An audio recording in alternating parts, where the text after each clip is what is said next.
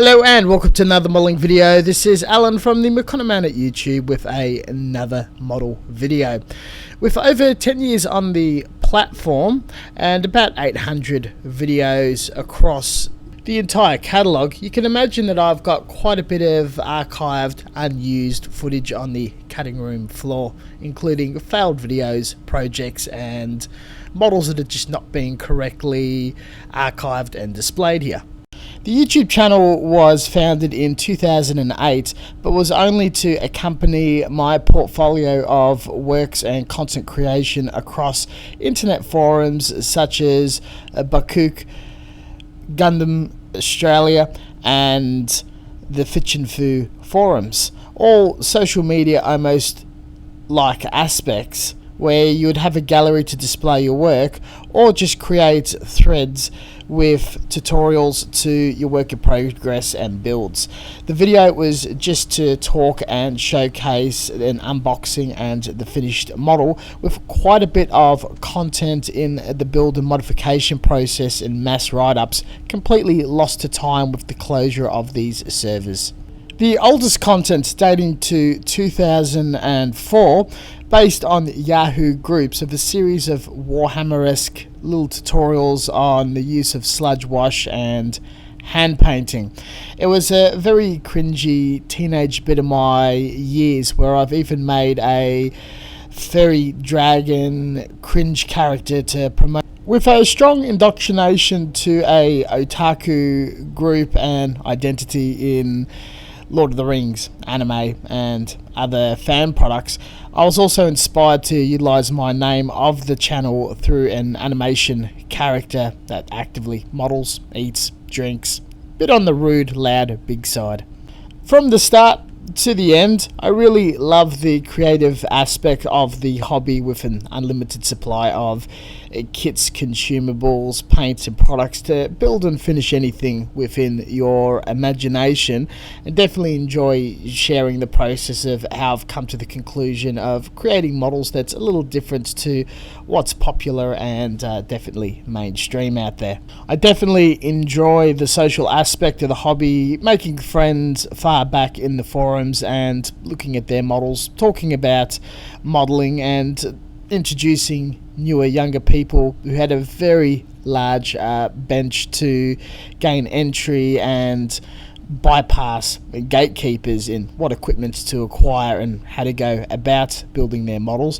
And normally you can get a very stiff response from the old forum days to how social media and YouTube is run today.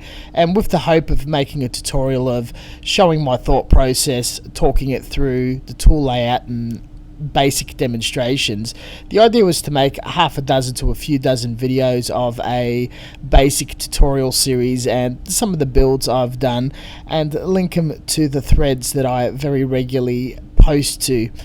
None of us back then ever thought that the hobby could be taken this seriously. The landscape of the internet would change very drastically, better technology, better photos, and that people can climb this high in being influencers and pushing your hobby to the point of sponsorship, event, global travel, and even starting your own business.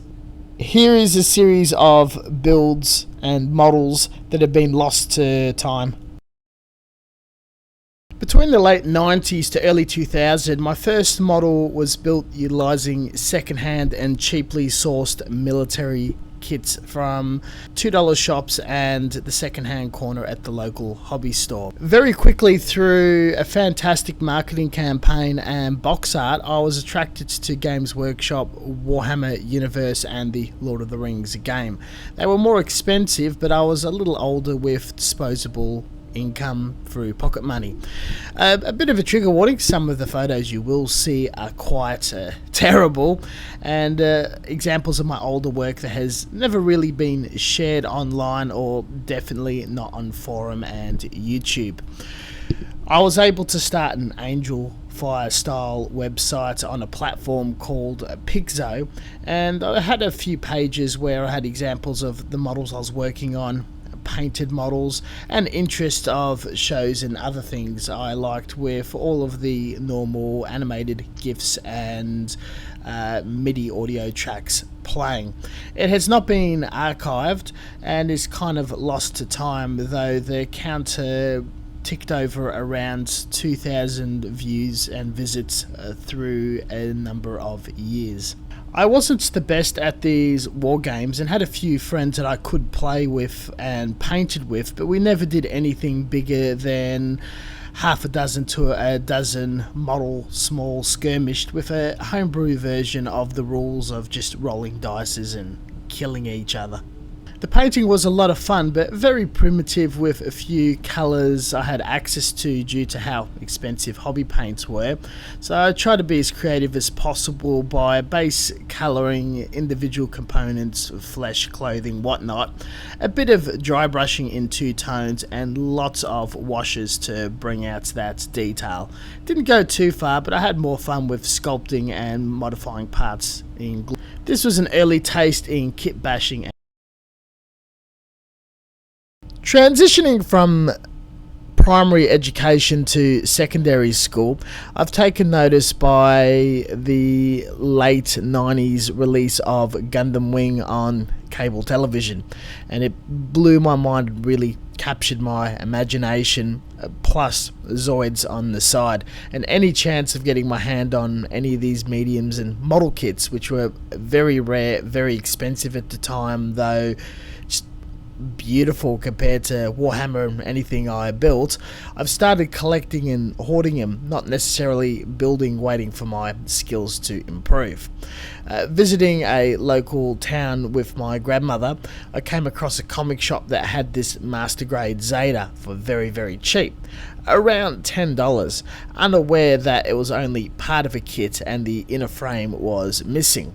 As I wasn't afraid of scratch building or anything, I was not necessarily disappointed in not understanding the kit was incomplete. Thought I would create my own robot, and with a box of parts from a failed tank build, a few spare bits and pieces, a little bit of Warhammer parts, and traded for some Zoid parts, I went around of doing almost a dragon-esque wings out, long tail build without any understanding of Universal Century or Zeta Gundam. With a Dremel, started cutting out little parts and panels and putting pipework, gribble, all sorts of interesting detail, and restyling all the components in a way that I would imagine looked pretty cool, with a full scratch built cockpit using curved styrene chopped up and putty. No spare part or bit of detail was sacred, and I'd use anything from coins to internals of very cheap toys. I spent a lot of time thinking, obsessing over this project, documenting it with photos. Most of this was not shared, starting somewhere around the 2005 period to displaying it and finishing it around 2007. From my background in Warhammer, a lot of my philosophies and styles in modelling was really heavily developed in this piece, and trying to push myself in having a polished piece in filling seam lines for the first time, utilising putty for the first time, using a Dremel to create battle damage and little wear lines. I really liked the look of the Wing Zero all heavily damaged and shooting its rifle and just falling apart, and that was the aesthetic, on its knees taking a blaster, a last stand sort of moment.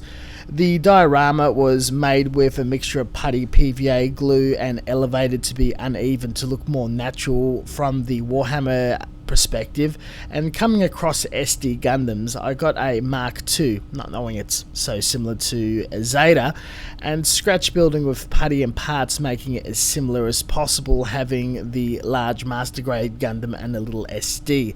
I saw a competition model of the Wing Zero and SD Wing Zero together by a modeler from overseas at the Model Expo, and definitely wanted to mimic that tail, side flamethrower where the cone is, which I imagine that for some reason. The whole project was sprayed with automotive primer. By then I had a part-time job at an automotive parts store and started building up the paint through dry brushing all that rich detail that has been glued together over many years using Citadel paints and building up over multiple layers to get that pink look, which I was inspired by the Strike Rouge of Gundam Seed airing at that time.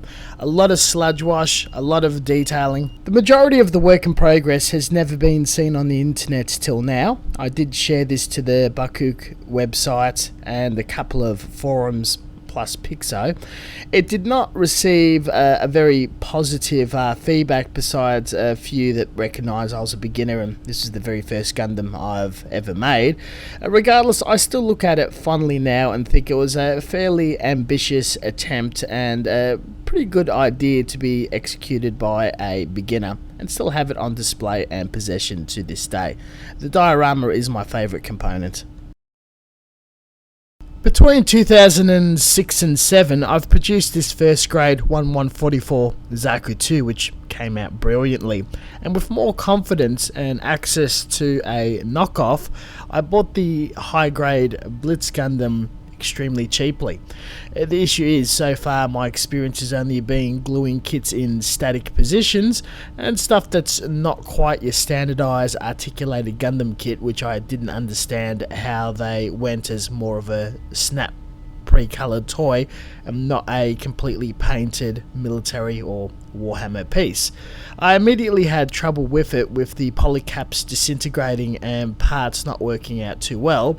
And again, this wasn't an issue as putty was used to fix the distorted parts that didn't click into place and hold together. Cement glued the whole thing into one piece, super glue stiffened the joint, and sculpting putty put in the joint to make it a fixed action figure style model. A clear rod was added underneath the skirt and a diorama built depicting the beach scene, where further modifications included extending limbs, extending the shield to be a lot larger, and utilizing parts from a incomplete Mecha Musume trading figure, created a backpack on its rear for extended travel and whatnot. There's a lot of transforming and adding of extra components that was visually seen in the series. With a lot of putty across all the surfaces and quite a bit of sanding, the whole project was coated in Tamiya primer and hand painted with a mixture of Tamiya enamels and Citadel colours. Being hand painted and quite rough, I dirtied it up with a series of Warhammer sludge washes and experimented with eBay water slide decals to give it all of those markings. I was fairly pleased with the result. I had a short time being shared on forums and Bakuk, though taking more interest in the YouTube community. It was very popular to hate onto bootlegs, and it wasn't quite accepted in more official Bandai circles. So this was put aside and I took a fairly extremist stance on bootlegs myself, entering in a more serious community. This build was a wild experience, as such poor quality knockoff kits no longer exist in the community or industry.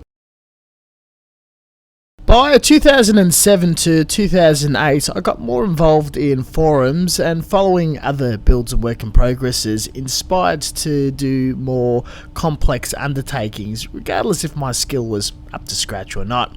Being a fan of 64-bit era of video games, the Nintendo 64 and PlayStation 2, at the time exploring my knowledge of mecha subjects, Gundam and whatnot, came across the Zone of the Enders franchise and played one of the games, being inspired by the grunts and the lack of merchandise and models out there, and thought I'd have a go at making my own kit with a future ideal of doing garage kits and sculpts.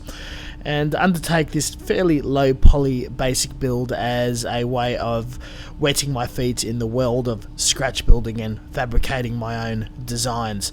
Buying a heap of styrene plate and putty, I cut them in geometric shapes measured out and propped them at the angles with putty stuffed inside and filled out to sculpt out more complex surfaces.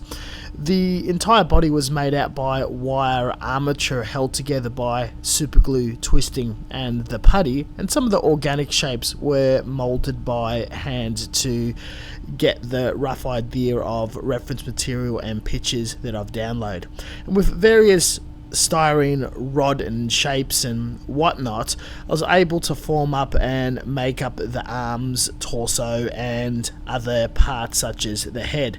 For areas that were more detailed and very complex, I went through a bits box of scrap, very old vintage Gundam models from the 80s and 90s and pilfered parts that worked out for, such as chest components, the head helmet, shoulders, all of those bits and pieces.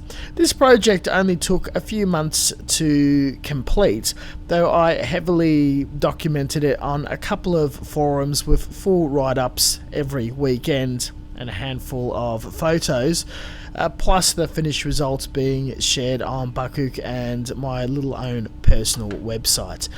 By this stage, I registered for a YouTube account and started thinking about changing around my identity, and following a lot of YouTubers, I have yet to make my debut until the end of 2009. I'm also fascinated with dioramas and whatnot, and made this slanted base on a wooden plinth, a basic Gundam stand, and just made a bunch of random building ruin styrene shapes and patched it all together with putty and superglue. This effort was very rough, and it's not the most ideal build, but I felt very comfortable in my element, scratch building and making something from scratch by rearranging parts, sticking basic shapes together, and utilizing a lot of putty and sanding to form it into one piece and trying to make it look like a toy or model. In the end, I did get a uniformed shape that held together well with a primer overcoat and a lack of imperfections. The texture was rough stick with rough putty and sanding, though the paintwork is where this starts to fall apart, as most of my skills was focused in the building stage and only relying off hand painting acrylics and not getting a hand of rattle cans or airbrushing. With enough weathering, I thought I made it something that was visually appealing enough to display, and it does look fairly interesting in a ancient, dirty, low poly video game world, but heavy improvement is required in the future in my painting prowess. Regardless, it was fun, I learnt a lot, and to this day still believe this is a pretty cool build. Being experimental and keeping to my wargaming roots, I did buy small capsule toys, chopped them up, rearranged them, cleaned up seams and painted them. This piece came out quite amazingly with a destroyed ball and a small diorama with two mobile suits fighting on it. This is an art form I would love to revisit later on and do some interesting things. It also led to my interest in Mecha Musume. Between 2009 and 2010, the Bakuk forums has kind of collapsed a bit, but Australia has announced its own chapter in the competition in Sydney, Australia.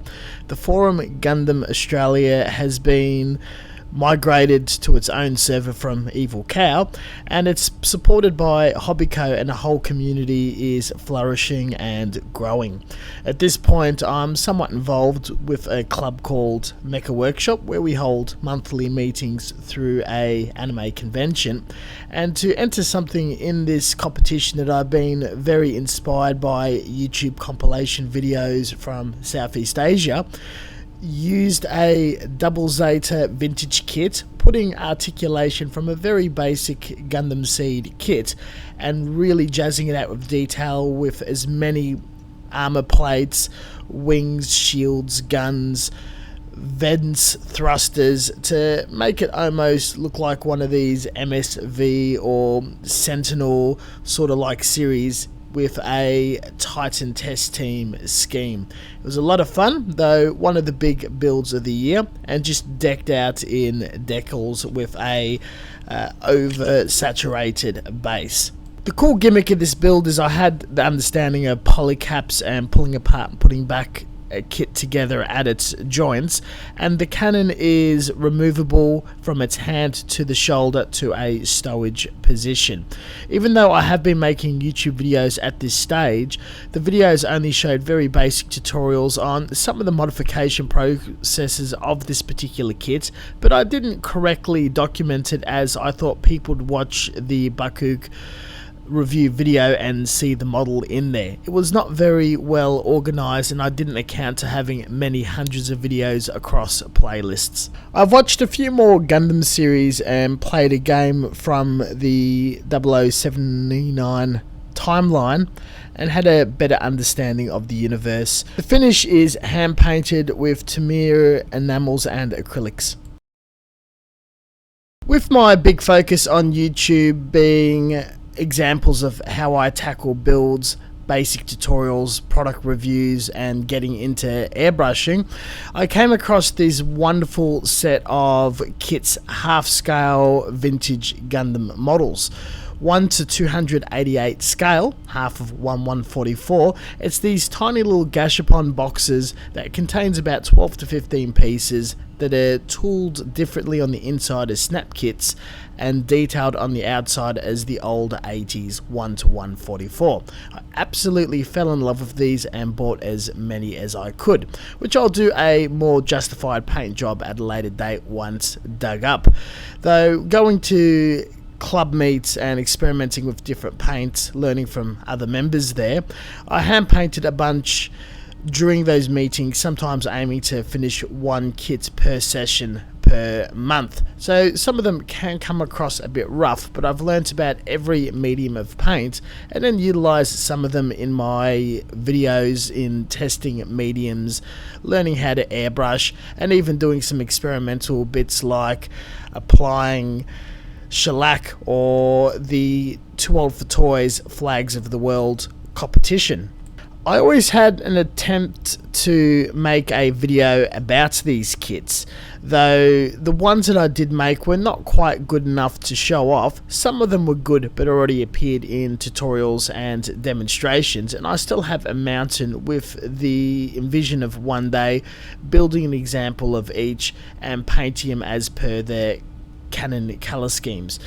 For now, I'll display these as lost content with all of my other bits and pieces.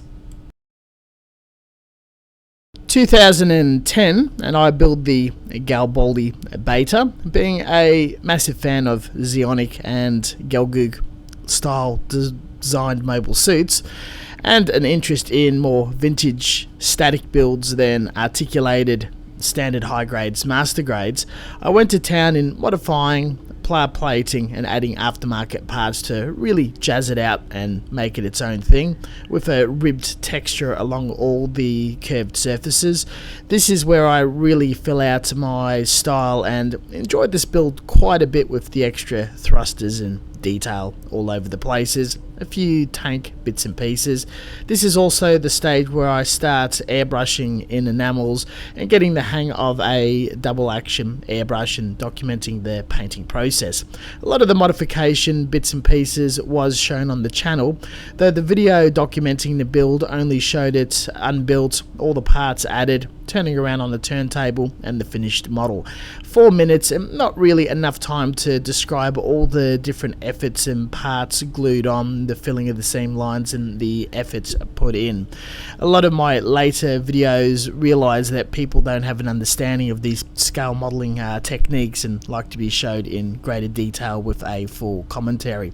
Though all of that detail was definitely shared in forums and websites.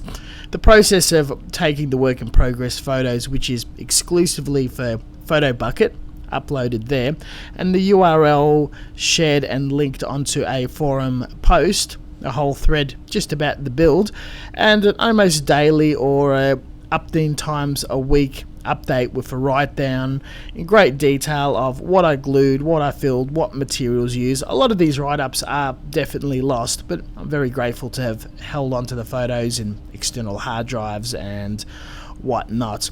The painting style went more in the way of pre-shade, which was very popular at the time, though to hide the fact that I'm not the best at painting, there was just so much detail in the plating and panel lines.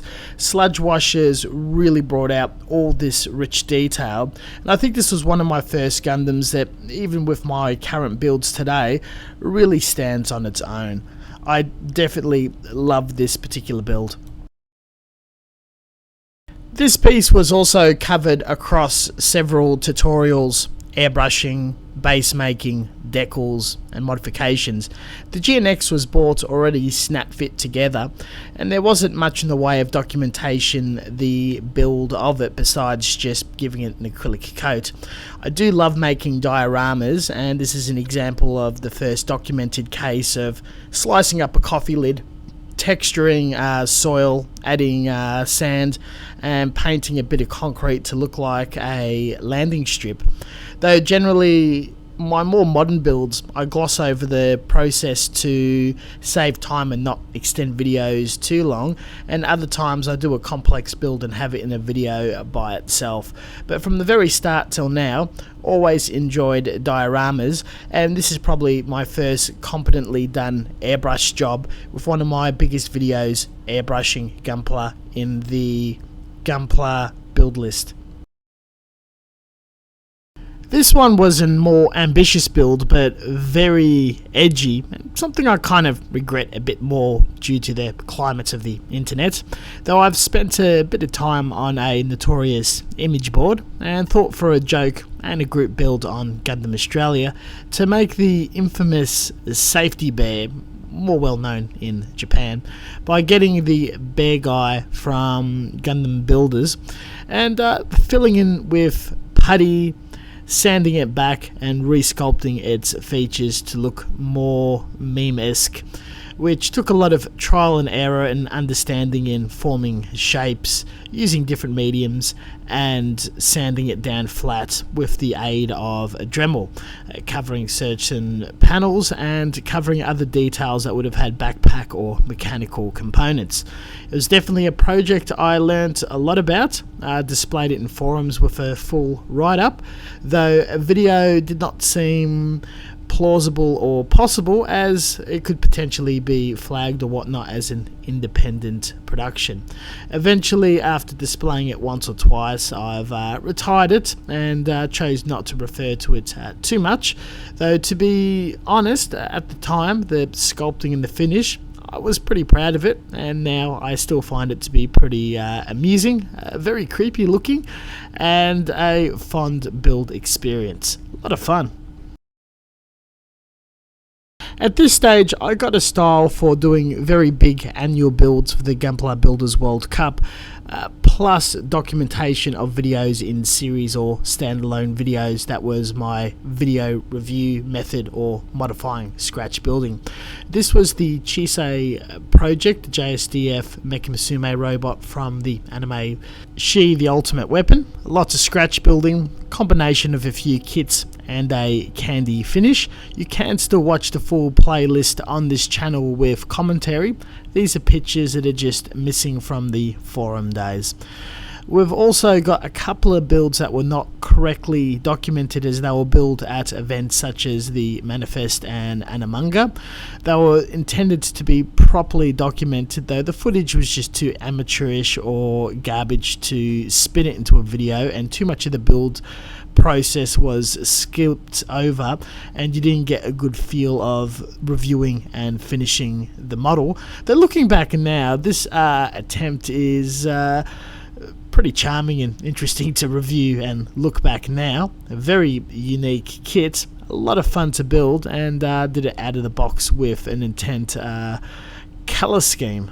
The finished Zabungle model is definitely in my portfolio catalogue, and I did a video covering the history and how to build 1980 models, including this, the Bushmaster, and a few other robots compared to magazines. Though again, these couple of photos were just completely lost to time and didn't even make it in the forum section, being completely failed.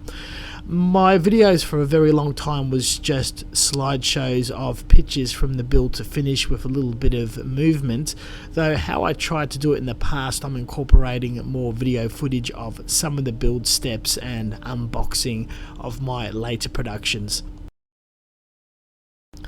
As I was learning modelling, I was also learning video editing, production, layout, suitable for social media. The last few kits are the Zaku Warrior and Blue Frames. Now these was issued to me by the supplier behind Bandai, and they were to be displayed at events such as Manifest, Oz Comic Con or Anamunga, where we gave out kits for free and promoted businesses that are selling Gundam in Australia from the official supplier Hobbyco and Bandai.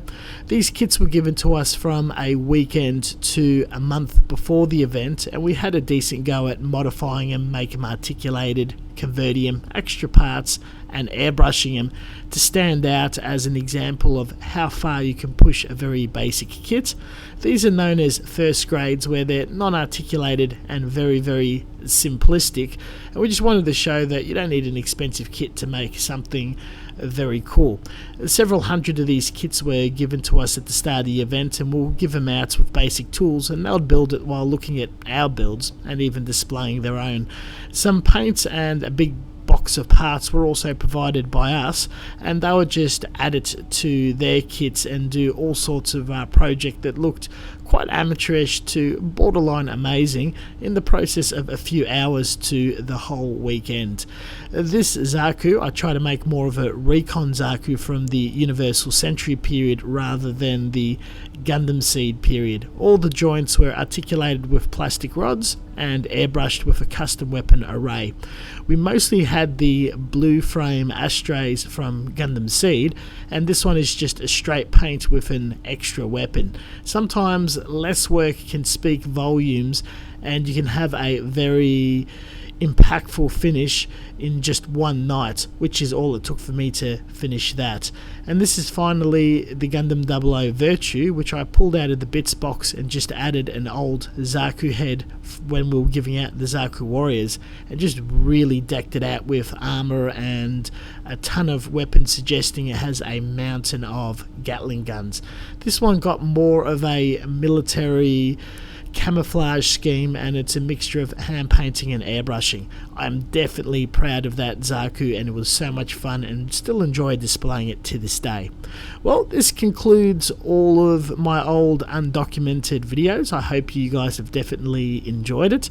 The next one will be on failed videos that just didn't work out, and I can't possibly publish it or even finish the videos. Thank you very much for watching, and as always, until next time, stay tuned for further content, and we'll catch you guys next time. See you later.